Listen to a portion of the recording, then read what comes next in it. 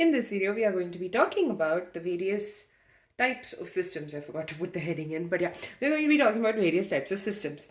Now, over here, we have this glass jar, okay? Uh, it has like piping hot water in it. If you can see, there's water vapor getting condensed and it's too hot to hold. Okay, now in this system, I can feel the heat outside. Okay, I can touch and feel it. I can't show it to you on the thermometer because it does not, since it's for humans and like room temperature situations, it does not show at extremely high temperatures. But you can see that there is a change.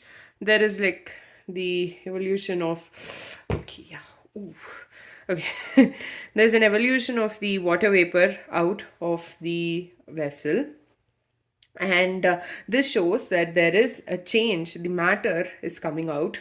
So if you keep your hand, if I keep my hand over here for a long time, you'll have the condensation formed at the top, and this shows that matter has come from within the system out to the surroundings. So there is an exchange of both matter as well as the heat in this particular system.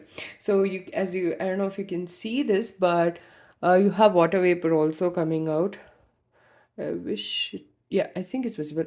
Anyways, so you have the water vapor also coming out. This shows that there is some evolution of the matter, and trust me when I say this, it's very hot to touch. So this particular case is an open system, which means energy can come or go. Energy can come into the system or it can leave from the system. So there's an exchange of energy and can be in the form of heat, and it's in the form of heat over here. And matter is going out or coming in. So there is an exchange of both heat as well as or energy as well as matter taking place, and this type of system is called as an open system. I think I can show you the fact that I don't know if it's going to be visible, but I'm gonna try. Yeah, it's not visible because it's a little too high for the thermometer to read.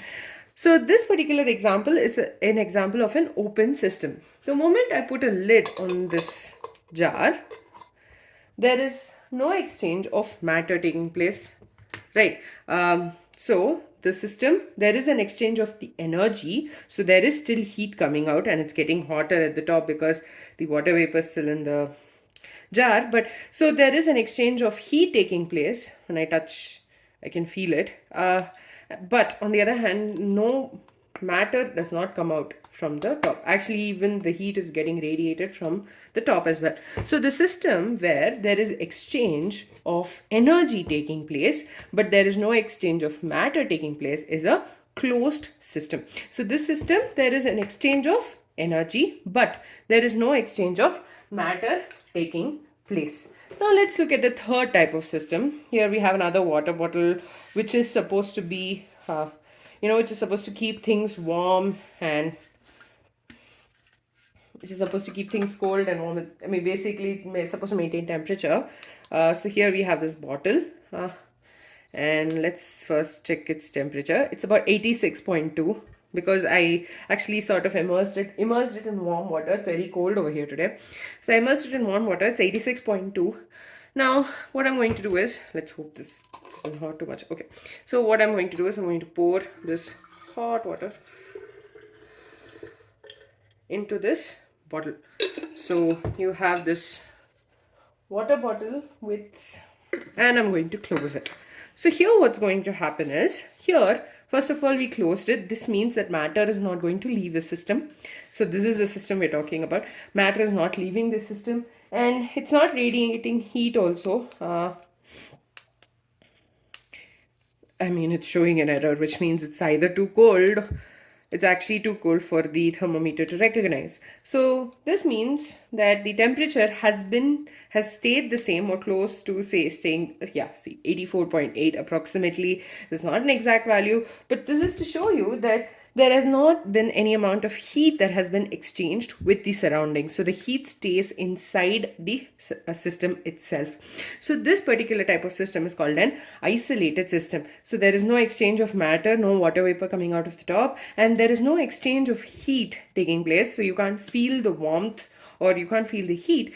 That's why it's an isolated. So there's no exchange of energy also taking place in this particular system. And that is why this is an isolated system.